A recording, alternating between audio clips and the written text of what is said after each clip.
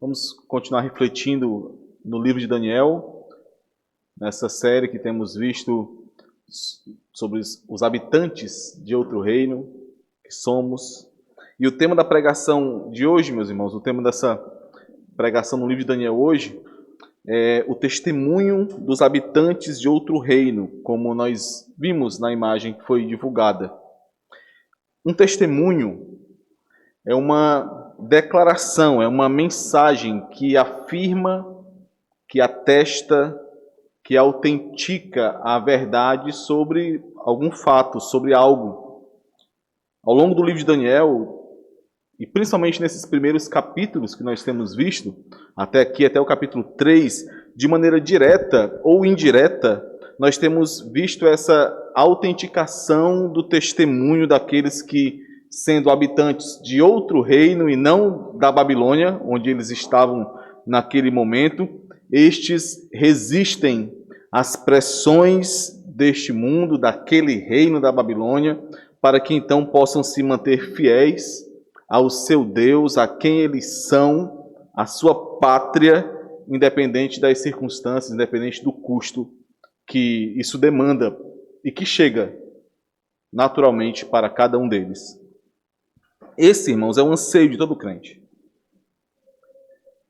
É isso que nós ansiamos. Sermos encontrados pelo nosso Senhor como sendo servos bons e fiéis. Um obreiro aprovado. Aquele que não tem do que se envergonhar diante do seu Senhor. Esse é o anseio de todo crente, ter a sua fé atestada, uma fé que produz frutos que só podem vir de uma boa árvore. Frutos que só podem vir da boa semente. Esse é o anseio de todo crente, por isso é tão impactante, deve ser tão impactante e motivo de tanta alegria quando a Igreja do Senhor, a única instituição na face da terra que tem autoridade para fazer isso, quando esta atesta publicamente que alguém é um discípulo de Cristo, que alguém é um cidadão dos céus, que alguém pode manifestar a pessoa de Cristo em meio a esse mundo, testemunhar de Cristo nesse mundo. E assim, por conta disso, ela recebe este em sua membresia. Por isso também é tão impactante e tão aterrorizador quando a igreja retira esse reconhecimento de sobre alguém. Quando a igreja declara que não tem mais parte com aquela pessoa, que não reconhece mais aquela pessoa, não pode afirmar mais que aquela pessoa é um cidadão do alto, é um cidadão de outro reino. Ter um testemunho condizente com o de habitante de outro reino, da pátria celestial, é o anseio de todo crente. E essa é a maior alegria e maior graça que alguém pode ter. A Epístola aos Hebreus destaca isso de maneira muito maravilhosa na galeria, naquilo que é chamado da galeria dos heróis da fé. Por favor, abram aí em Hebreus 11, vamos ler só alguns versículos, versículo 32 a 39.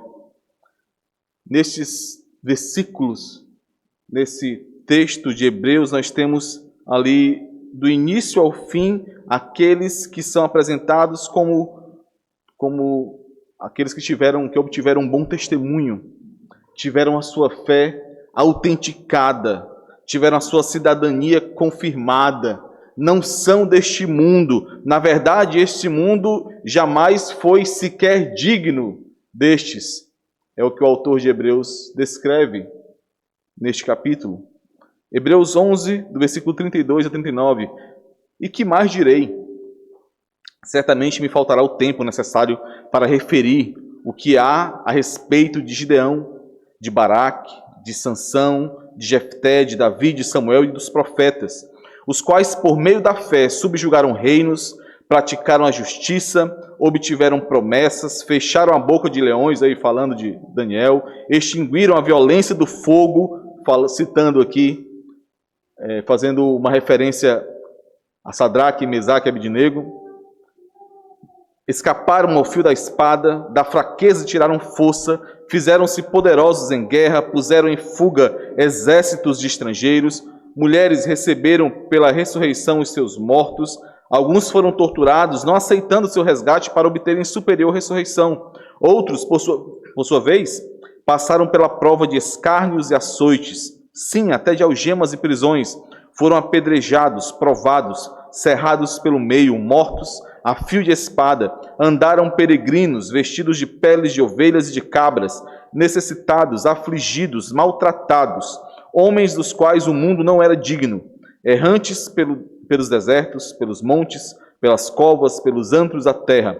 Ora, todos estes que obtiveram bom testemunho por sua fé, não obtiveram, contudo, a concretização da promessa. Mas por que se mantiveram firmes, então, nesse testemunho, mesmo sem ter a concretização da promessa? Se voltarmos um pouquinho antes, aí, versículos 13 a 16, no mesmo capítulo. Todos estes morreram na fé, sem ter obtido as promessas. Vendo-as, porém, de longe, saudando-as e confessando que eram estrangeiros e peregrinos sobre a terra. Porque os que falam desse modo manifestam estar procurando uma pátria. E se na verdade se lembrassem daquela de onde saíram, teriam oportunidade de voltar. Mas agora aspiram a uma pátria superior, isto é, celestial. Por isso, Deus não se envergonha deles, de ser chamado seu Deus, porquanto lhes preparou uma cidade.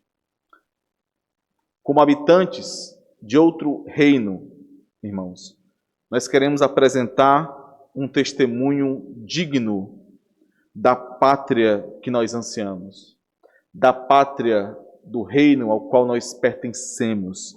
E como é esse testemunho? Como é o testemunho dos habitantes de outro reino?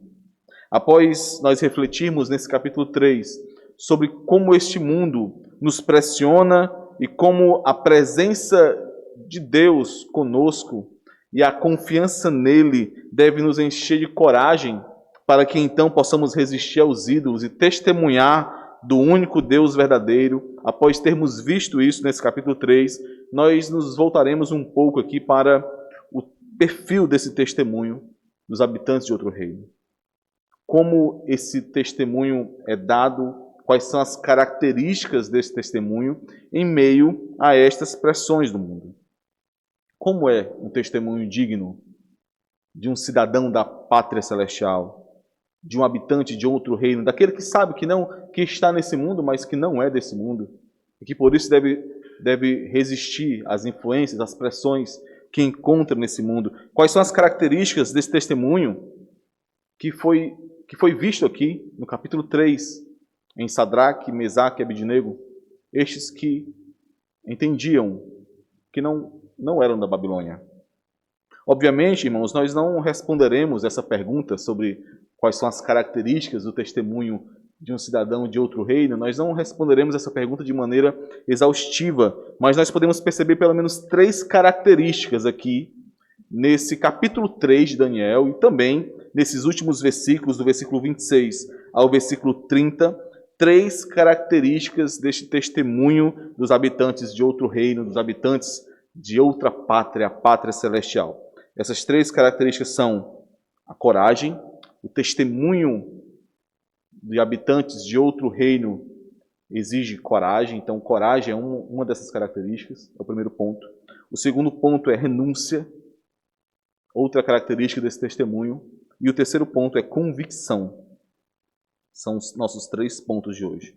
As 3 características que nós veremos aqui nesse testemunho de habitantes de outro reino. Coragem, renúncia, convicção. Vamos orar mais uma vez, irmãos. Senhor amado, Pai bendito, nós estamos diante da Tua santa palavra e te clamamos que, apesar de nossas limitações e pecados, por meio unicamente dos méritos de Cristo e através da ação do Teu Santo Espírito, Senhor, o Senhor nos edifique por meio da Tua palavra. Que a Tua palavra penetre em nossos corações, nos fazendo amar mais ao Senhor, nos fazendo compreender de maneira cada vez mais clara quem somos em Cristo Jesus e como devemos agir nesse mundo, como testemunhas do Senhor, como aqueles que vivem para o Senhor e não para este mundo. Nos ajuda, Senhor, nos ajuda a percebermos isso, não somente intelectualmente, Senhor, mas através de corações que se colocam diante do Senhor, dependentes do Senhor. Por favor, Senhor, nos abençoa. Em nome de Cristo nós te pedimos. Amém. Vamos então ao nosso primeiro ponto, irmãos. A primeira característica desse testemunho dos habitantes de outro reino, que é a coragem. Vamos ler aqui versículos 26 e 27. Então se chegou Nabucodonosor à porta da fornalha sobremaneira acesa, falou e disse: Sadraque, Mesaque e Abidnego, servos do Deus Altíssimo, saí e vinde. Então Sadraque, Mesaque e Abidnego saíram do meio do fogo. Ajuntaram-se os sátrapas, os prefeitos, os governadores e conselheiros do rei, e viram que o fogo não teve poder algum sobre os corpos destes homens, nem foram chamuscados os cabelos da sua cabeça, nem os seus mantos se mudaram, nem cheiro de fogo passara sobre eles. Nós vimos, irmãos, nas últimas mensagens, tudo o que aconteceu em meio a esse evento tão maravilhoso ali na Babilônia, onde os servos de Deus foram livrados, né, da fornalha de fogo ardente.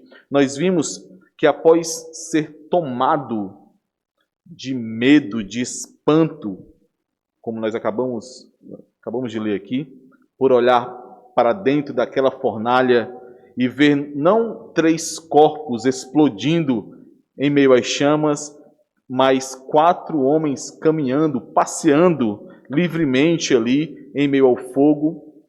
E mais, após perceber que o aspecto desse 4º homem era semelhante ao de um deus, de um filho dos deuses, segundo a interpretação de Nabucodonosor aí, naquele momento, este rei da Babilônia, Nabucodonosor, ele então chamou Sadraque, Mesaque e Abidnego para fora da fornalha, para que saíssem do meio do fogo, para que então pudesse entender de alguma forma o que estava acontecendo. E a pergunta infame que ele havia feito algum tempo atrás não ficou sem resposta. Ele disse àqueles 3 homens, quando estava pressionando a eles, quando estava tentando encurralá-los para que eles fossem infiéis ao seu Deus, para que se dobrassem diante da imagem que ele havia construído, ele perguntou: quem é o Deus que poderá livrá-los das minhas mãos? E agora é o próprio rei Nabucodonosor que responde, quando ele diz: Sadraque, Mesaque e Abidnego, servos do Deus Altíssimo, saí e vinde. Agora são servos do Deus Altíssimo há pouco tempo. Quem é o Deus que poderá livrá-los? Aqui está a resposta. O Deus de Sadraque, Mesaque e Abidnego, o Deus Altíssimo. É interessante, irmãos, que aqueles que foram os primeiros a se dobrarem diante daquela imagem, aqueles que se prostraram diante da imagem que Nabucodonosor construiu, eles não estão mais contemplando a imagem depois que saem Sadraque, Mesaque e Abidnego. Eles se ajuntaram, é isso que nós encontramos aqui no versículo 27. Ajuntaram-se os sátrapas, os prefeitos e toda a trupe que estava ali reunida para contemplarem, para verem o que estava acontecendo com aqueles servos de Deus.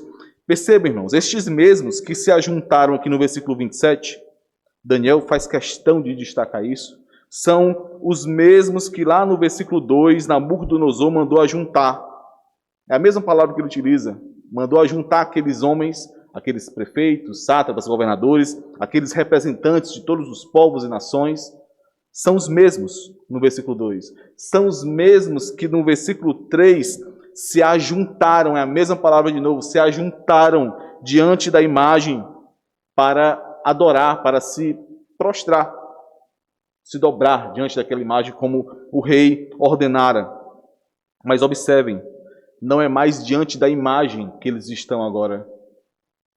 Agora eles estão reunidos diante dos servos do Deus Altíssimo, a quem Nabucodonosor chamou para que saísse na fornalha, contemplando ali o grande livramento que o Deus Altíssimo operou no meio deles, contemplando o poder desse Deus, o poder que permitiu que os seus servos fossem ali libertados daquela fornalha, sem sequer ter cheiro de fogo sobre eles. Os mesmos que foram os primeiros a se dobrarem, estão agora ali contemplando o poder de Deus no meio dos seus servos.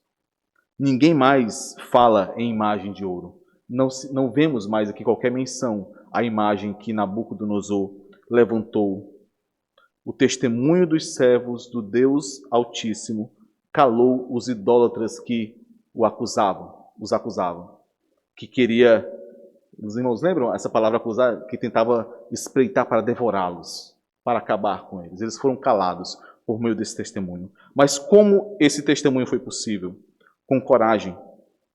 Os servos do Deus Altíssimo, Sadraque, Mesaque e Abednego, não se omitiram, não se esconderam. É muito importante perceber, irmãos, que eles sabiam da possibilidade que tinham de morrerem ali. Eles sabiam do que poderia acontecer com eles quando eles se recusassem a prostrar-se diante da imagem levantada pelo rei. Ainda assim, eles tomaram essa decisão de maneira consciente, de maneira coerente com quem eles eram e coerente com o conhecimento e a fé, a confiança que eles tinham no seu Deus. Vamos ler novamente a única fala que nós encontramos desses homens aqui no capítulo 3. O único momento em que eles falam diante do rei Nabucodonosor. Versículo 17 e 18. Eles dizem assim: se o nosso Deus, a quem servimos, quer livrar-nos, ele nos livrará da fornalha de fogo ardente e das tuas mãos, ó rei. Ou seja, eles estão dizendo, nós sabemos que ele tem poder para isso. Nós confiamos, nós não temos qualquer dúvida que se ele quiser, ele pode sim nos livrar. Versículo 18. Se não, ou seja, se não quiser, se essa não for a vontade dele, fica sabendo, ó rei, que não serviremos a teus deuses, nem adoraremos a imagem de ouro que levantaste. Essa, irmãos, é a coragem que é exigida para o bom testemunho. A coragem, que percebam, não é uma ousadia insensata, não é algo que não vem de discernimento, mas que discerne sim um custo, que sabe que esse custo é alto, mas que permanece firme e avança, porque conhece e confia no Deus a quem ele serve, no Deus Todo-Poderoso. E por conhecer e confiar nesse Deus, sabe que vale a pena morrer para manter-se fiel a ele. A coragem daquele que segue o Senhor sem desfalecer, mesmo em meio às tribulações.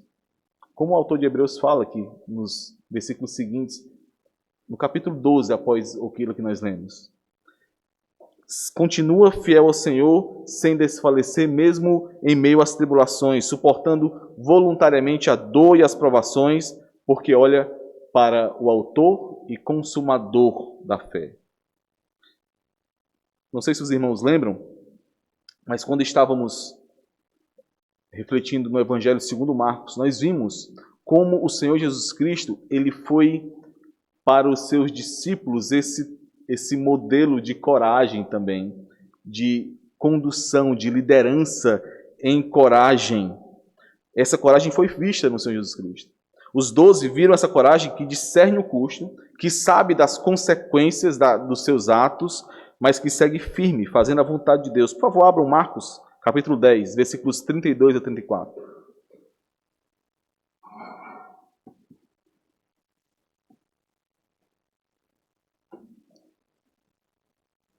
Marcos 10, 32 a 34.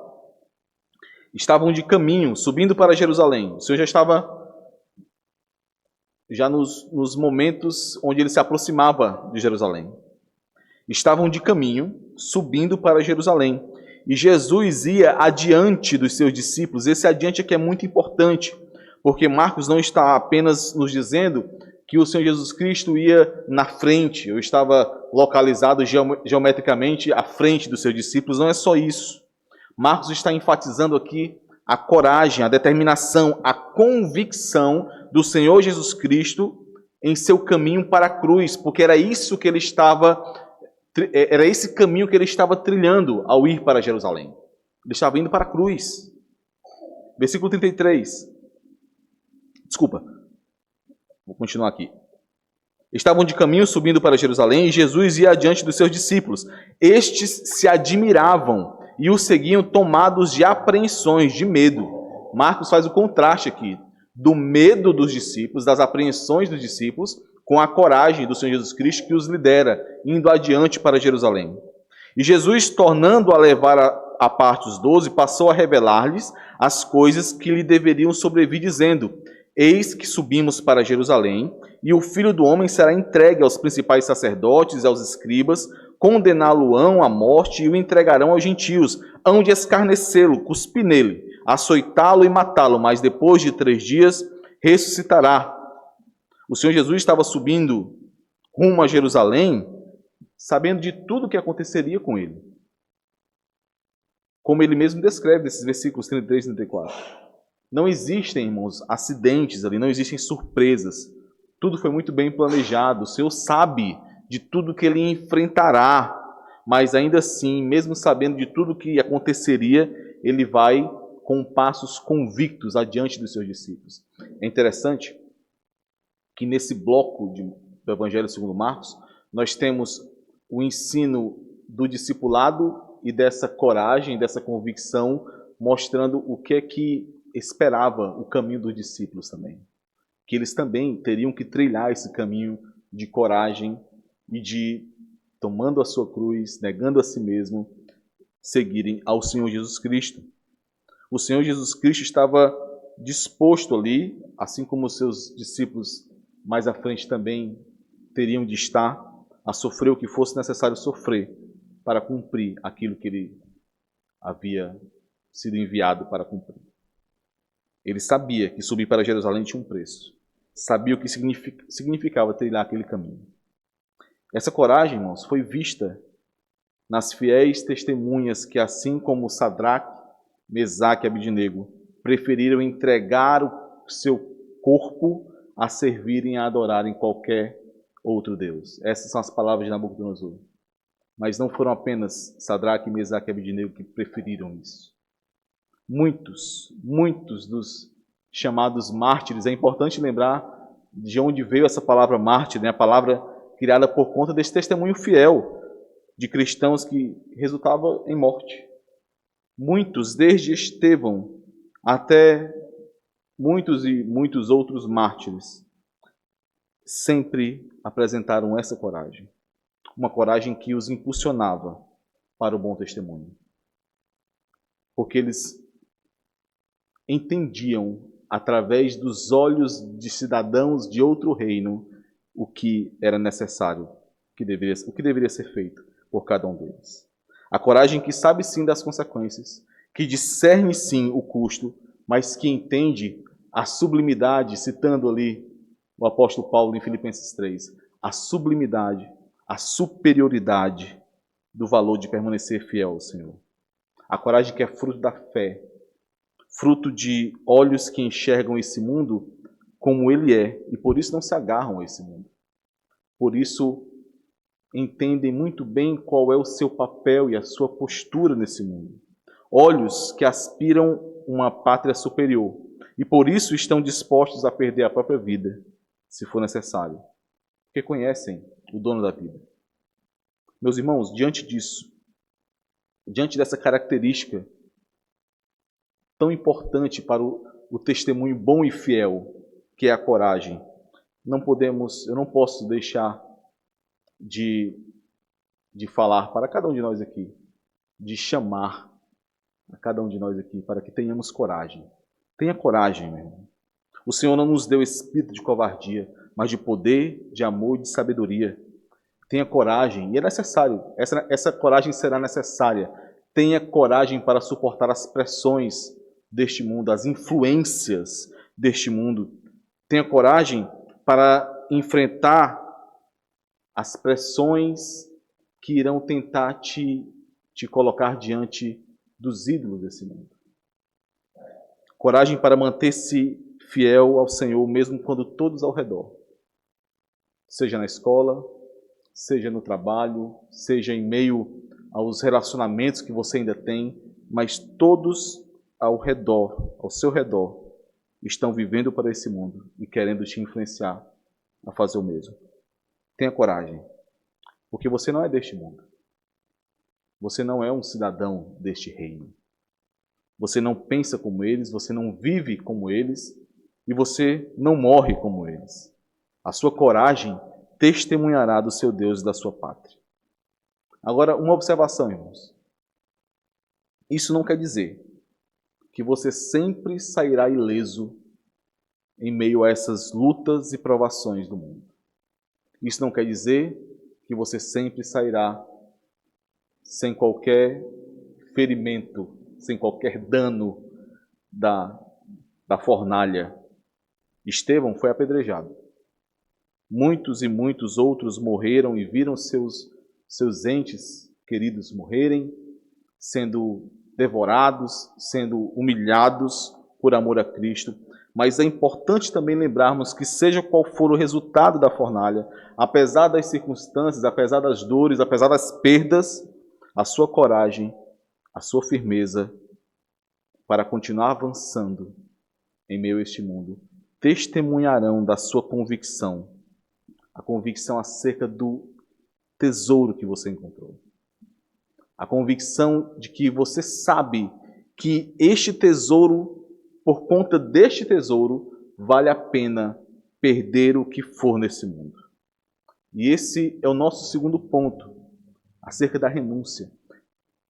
Essa convicção do valor do tesouro que foi encontrado, pegando ali a figura da parábola da pérola, do campo, né, do tesouro no campo. A convicção acerca do valor desse tesouro conduzirá o cidadão de outro reino a renunciar o que for necessário neste mundo, inclusive a própria vida neste mundo, se for assim necessário. Versículo 28, nós temos o seguinte, de Daniel 3. Falou Nabucodonosor e disse: Bendito seja o Deus de Sadraque, Mesaque e Abednego, que enviou o seu anjo e livrou os seus servos, que confiaram nele, pois não quiseram cumprir a palavra do rei, preferindo entregar o seu corpo a servirem e adorarem a qualquer outro Deus, senão ao seu Deus. Assim como no final do capítulo 2, como nós vimos, o testemunho dos servos do Deus Altíssimo resultou no louvor e no temor do nome de Deus, em meio a toda uma nação que era hostil e inimiga do Senhor. Mas para isso, os servos de Deus precisavam estar dispostos a renunciar muito à própria vida, como eles estavam dispostos, se fosse o caso aqui, para que o nome do Senhor fosse honrado. E foi isso que eles fizeram. É isso que nós encontramos aqui no louvor que é dado ao Senhor pelas palavras de Nabucodonosor, quando ele diz que estes homens preferiram entregar o seu corpo a servirem a outros deuses. Se nós lembrarmos, irmãos, que o livro de Daniel, que quando Daniel registrou esses acontecimentos aqui, ele teve como intuito, um dos objetivos, encorajar aquela porção do povo de Deus que estava exilado na Babilônia a permanecer fiel ao Senhor, apesar das circunstâncias, apesar de tudo que eles estavam encontrando. Nós vimos que esse foi um dos objetivos de Daniel ao escrever esse livro. Se nós lembrarmos desse objetivo, se esse foi um dos propósitos de Daniel, como nós vimos que foi, então é possível que esse também tenha sido um dos propósitos de Sadraque, Mesaque e Abednego em permanecer fiéis, apesar do custo. Obviamente, eles queriam manter a sua fidelidade ao Senhor, queriam manter a sua santidade, não serem contaminados com a Babilônia, como desde o capítulo 1 eles tomaram uma decisão muito firme, mas é muito possível que o propósito de fortalecer o remanescente do povo de Deus na Babilônia também estivesse na mente de Sadraque, Mesaque e Abednego. Para isso, eles estavam dispostos a pagar o preço das perdas, a pagar o preço de perdas individuais em favor do ganho para o povo de Deus. E esse, irmãos, é um aspecto muito desprezado do testemunho cristão nos nossos dias. Muito desprezado. Quando nós pensamos em testemunho, nós somos muito facilmente inclinados a observar a ideia de testemunho de maneira muito individual, autônoma. Mas uma parte essencial do testemunho cristão, uma parte essencial do testemunho dos habitantes de outro reino, acontece de maneira coletiva, como povo de Deus, como corpo que nós somos, como família de Deus que somos, como igreja do Senhor que nós somos. Mas o mais gritante é que nós, cada um de nós aqui, entendemos essa necessidade de renúncia individual em favor do bem coletivo. Nós entendemos isso. Nós entendemos. Você experimenta isso dentro, no mínimo, dentro do seu círculo do ego. Lembra lá do círculo do ego? Você, a sua família, aqueles que dependem de você, aqueles com quem você se importa, né? Você experimenta isso, você renuncia a si mesmo, você se gasta, você entrega o seu tempo, a sua vida, dia após dia, em favor da sua família, em favor dos sonhos que vocês compartilham como família. Mas por que, irmãos? Porque é tão difícil aplicar esse mesmo entendimento em relação ao povo de Deus, à igreja do Senhor, ao avanço do reino de Deus, aos irmãos em Cristo. Por quê? É tão difícil aplicar esse mesmo entendimento de que vale a pena, sim, gastar-se, ter perdas individuais para o bem do coletivo, para o bem daqueles a quem estamos servindo ou nos colocamos como responsáveis. Por que é tão difícil? Gastar-se para que, através da igreja do Senhor, o reino de Deus avance. Por que é tão difícil dispor-se a servir para unir forças com outros, para que então, entregando o seu tempo, a sua vida, o seu conforto em favor de outros, a igreja do Senhor seja edificada? Por que é tão difícil nós fazermos esse tipo de conexão, esse tipo de aplicação? Porque isso é difícil para você. Isso é difícil para você conectar esse entendimento? Por que é tão difícil? Muito provavelmente, irmãos, isso é difícil, isso se torna difícil quando nós não estamos enxergando como deveríamos o valor da igreja do Senhor, o valor do tesouro que nos foi dado. Muito provavelmente, esse é apenas um sintoma dessa falta de entendimento, de discernimento do valor da igreja. Falta de convicção para suportar, sim, o desgaste, as perdas. Ninguém gosta de perder, certamente Sadraque, Mesaque e Abednego não fariam esse entregar dos seus corpos de maneira alegre se não fosse para a glória de Deus, para o bem do povo de Deus. Mas por quê nós falhamos em entender isso? Porque falta essa convicção para suportar o desgaste, para suportar o medo de se expor, para suportar o medo de falhar, para suportar o medo de assumir um compromisso que posteriormente vai demandar muito de nós. Por que falta esse entendimento? Porque nós não estamos enxergando como deveríamos o valor da igreja do Senhor. O valor de termos sido feitos parte do corpo de Cristo. Sem a renúncia do seu eu, irmãos, em favor de outros, em favor da igreja do Senhor, em favor do avanço do reino de Deus, você não testemunhará que os seus olhos estão apontados para esse reino que você diz que faz parte, mas sim que os seus olhos estão apontados para você mesmo, para o seu próprio reino e não o reino dos céus. A convicção ou a falta de convicção acerca do valor da igreja, o valor do povo de Deus, isso conduzirá a essa falta de entendimento, a essa falta de decisão para a renúncia. A convicção do valor de ser povo de Deus moldará esse processo de renúncia E esse é o nosso último ponto. A terceira característica desse testemunho. A convicção. A convicção que molda esse processo de renúncia e que nos dá coragem para fazermos aquilo que devemos fazer. Ao final daquele dia, da fornalha lá na Babilônia, todos estavam conversando sobre o Deus de Sadraque, Mesaque e de Abidnego, não mais da imagem que foi levantada pelo rei. Não existe mais menção dessa imagem. O testemunho desses homens levou a um reconhecimento público do Deus verdadeiro. Versículos 29 a 30.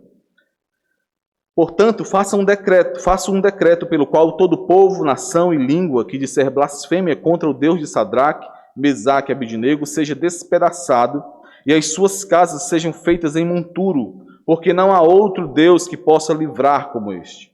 Então o rei fez prosperar a Sadraque, Mesaque e Abidnego na província da Babilônia. Obviamente, meus irmãos, decreto nenhum conduz à conversão. Mas observem, à medida que uma nação ela é impactada pelo testemunho fiel do povo de Deus, essa nação ela passa sim a ser moldada em diversos aspectos pelo conhecimento, por esse senso de quem é Deus. Isso acontece, isso é natural. Observem, irmãos, grande parte da decadência moral que nós vemos na civilização nos nossos dias, né, de uma maneira geral, em todo lugar, nos nossos dias, grande parte dessa decadência é fruto também de um amolecimento da convicção, de uma flexibilização do testemunho cristão nesse mundo. Quando o povo de Deus vai cedendo, quando o povo de Deus vai tendo medo de se posicionar contra o pecado, contra aquilo que desagrada a Deus, quando o povo de Deus começa a tentar ser atrativo ao mundo, se parecendo com o mundo, quando isso acontece, irmãos, nós não estamos testemunhando como deveríamos, não estamos dando o bom testemunho, nós não estamos sendo o sal e a luz que nós deveríamos ser em meio a esse mundo, e tudo perde o sentido. Para exercer o testemunho fiel de um cidadão do alto, de um povo que é de outro reino e não deste mundo, nós precisamos manter a convicção de quem nós somos, para então dizer não ao mundo, quando ele propõe aquilo que não é condizente com a nossa pátria, com quem nós somos, quando ele propõe aquilo que desagrada ao nosso Senhor. E isso apesar das renúncias que são necessárias, apesar das perdas que são necessárias, nós precisamos ter coragem para dizer não a este mundo. Foi assim. Foi dizendo não ao mundo, apesar daquilo que eles perderiam, que seria a própria vida. Foi dizendo não. Foi sendo 3 pontinhos em meio a um mar de pessoas se prostrando diante daquela imagem. Foi assim que da boca do rei, do homem mais poderoso do mundo, saiu louvor para Deus. Foi assim que todos ficaram conhecendo o poder maravilhoso do Deus Altíssimo, Deus de Sadraque, Mesaque e Abidnego. Você precisa ter coragem para dizer não a este mundo, a você mesmo, ao seu ego, à sua carne. Lembre do Senhor Jesus Cristo lá em Marcos 8,35. Quem quer, pois, salvar a sua vida, perderá. E quem perder a vida por causa de mim, do Evangelho, salvará. Lembrem disso, irmãos. Jovem, tenha coragem para dizer não àqueles que querem te levar a pecar contra o Senhor, apesar das rejeições que você sofrerá. Não tenha dúvida. Em meio a essa luta, a esse não que você dirá para com o mundo, certamente fornalhas serão levantadas. E uma delas é a rejeição, é o isolamento. Mas é a partir daí que iniciará o bom testemunho. Não porque você permanecerá simplesmente isolado, mas porque você irá ser luz e sal em meio àqueles com quem você, de alguma forma, tem se relacionado. Testemunho como um cidadão de outro reino. pai, mãe, tenha coragem de dizer não a este mundo e às suas concupiscências, apesar do medo de ter uma família que é considerada como sendo inferior em valor por aqueles com quem você se relaciona, pelo próprio mundo. Precisamos ter coragem para dizer esse não, irmãos.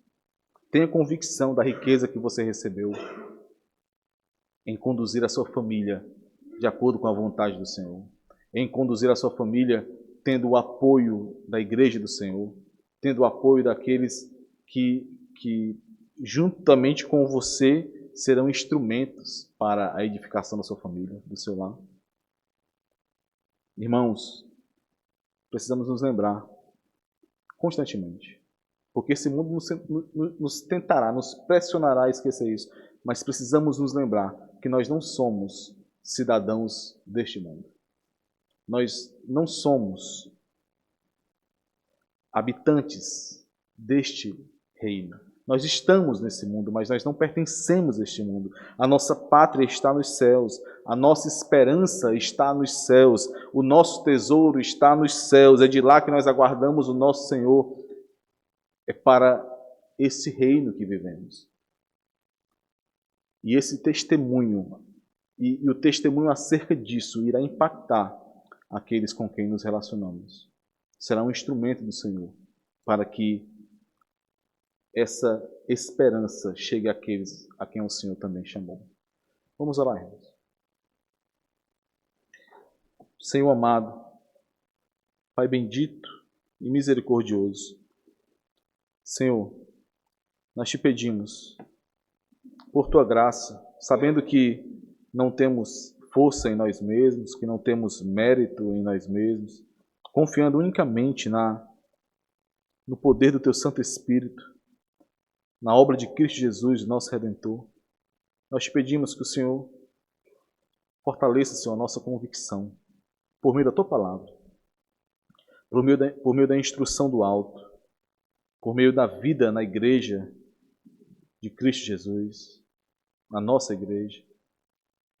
Que o Senhor fortaleça essa convicção, para que possamos, mesmo em meio às perdas, às renúncias que esse bom testemunho demandará, nós possamos alegremente, corajosamente, continuar caminhando neste mundo com os olhos para o alto, para a pátria que é nossa.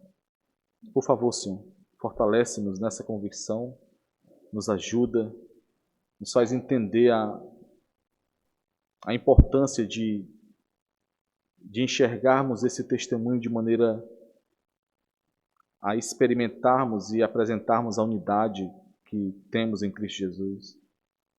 Por favor, Senhor, nos abençoe. É no nome dele que nós te pedimos. Amém.